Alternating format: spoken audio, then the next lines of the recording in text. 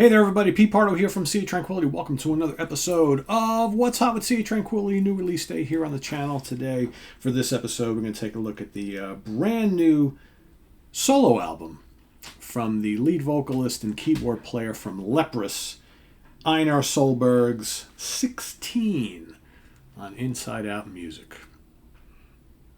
All right, so let's take a look at this here. There he is on the back.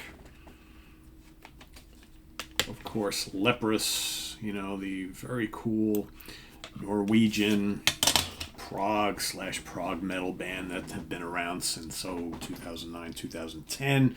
Originally, they worked pretty closely with Einar, kind of like his backing band for a bit, and then they just started to do their own albums and some really good ones in their catalog as well. So he has been the driving force behind the band. Here he is out on his own. Booklet here, you got lyrics, some more pics and nature things, and can you tell based on all of these close-up, very personal pics of Einar that that's kind of the direction this album is going in? You would be correct if you said that. All right, so let's as far as who plays what on here, there is a cast of hundreds. No, not quite.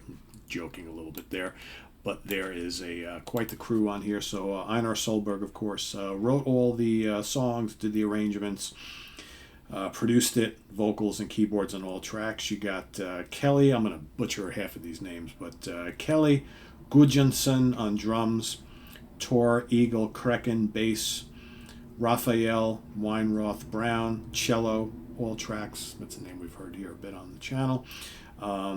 Chris Baum, violin. Ben Levin, guitars on a couple tracks. Magnus Bormark, guitar on a couple tracks. What else we got here? Totti Guanason, guitar and piano on a couple tracks. Isan himself plays guitar, vocals on one song. And then you've got a whole host of people playing trumpet, French horn, and trombone, and sax, and church organ, and you got the City of Prague Philharmonic Choir on here as well. So quite the cast of characters appearing on this particular album. So you might ask, what's this album like? That's why we do these things, right? So my history with the band Leprous, I really, really liked them a lot. Early on, I liked their blend of kind of like prog and more progressive metal, even little bits of extreme metal early on, so to speak. Very complex music, very heavy, but richly textured and all that sort of thing.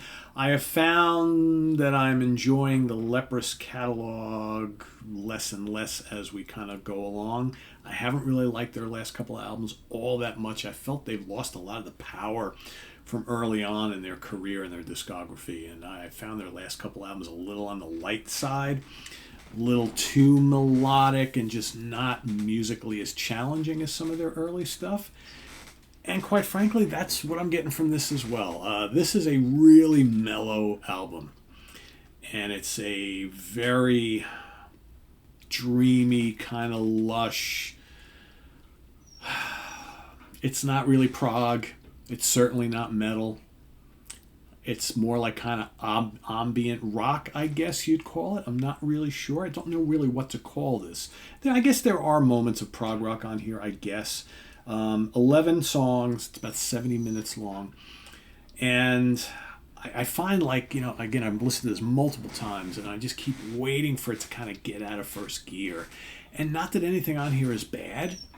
Vocals are really well done. There's some nice vocal harmonies here. The instrumentation is laid back, but it's kind of lush. There's some nice keyboard orchestrations and things.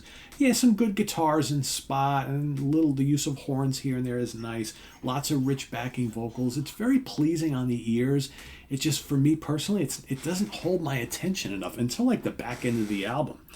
Like you got two track. My favorite songs are the last two songs on the album. Over the Top, which kind of rocks and grooves a little bit. Some good guitar work on there, nice keys. I like the arrangement on it. And then The Glass is Empty, which is the big 11-minute track that finishes up the album. I like that. That's the closest thing to prog on the album. as far as like prog that Leprous sort of does, right? And I get it, this is supposed to be a more personal album for him. I totally understand that. But, you know, here we are. We're trying to rate albums based on our enjoyment of them and what we think of them, right? And I have a hard time, you know, there's little jazzy bits here and there. There's hip-hop on the song Home.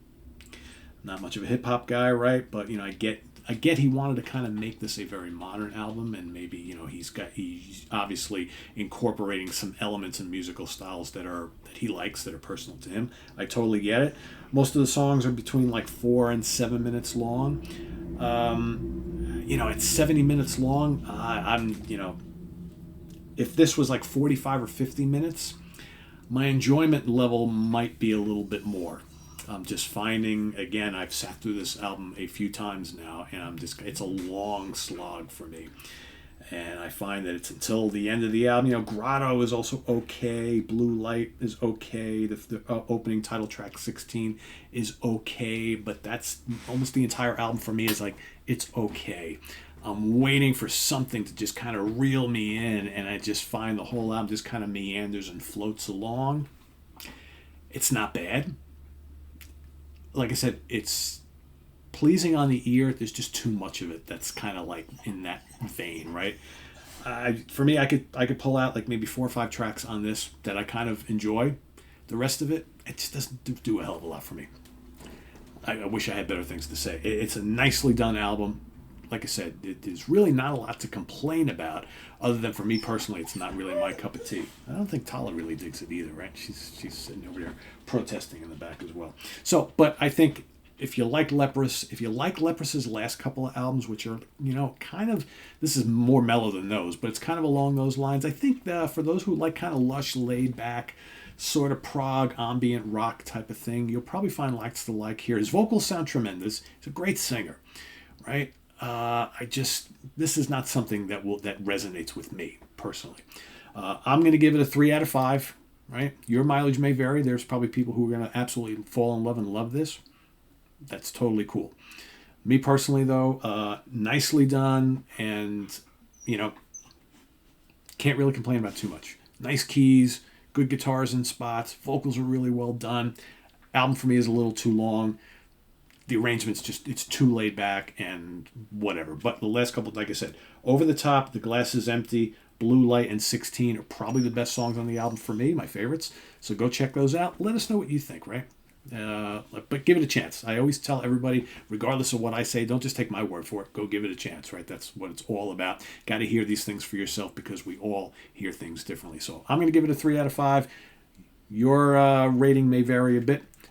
If you've heard it, let us know what you think of Einar Solberg 16 down in the comments below, Inside Out Music. If you haven't, go check it out. Come back. Let us know what you think. And visit us on the web at www.seatranquility.org. We're on Facebook. We're on YouTube. All together, all the damn time. Please subscribe if you haven't already, and click on that notification bell so you get alert of all of our content as it posts. And please do hit the like button before you leave. Also, down below, we got the links to our Ko-Fi page for channel donations, as well as our merch page. So thanks in advance for all of that. And we'll see you real soon here on the channel with more stuff. Till then, I'm Pete Pardo. Thanks for watching, everybody. Bye-bye.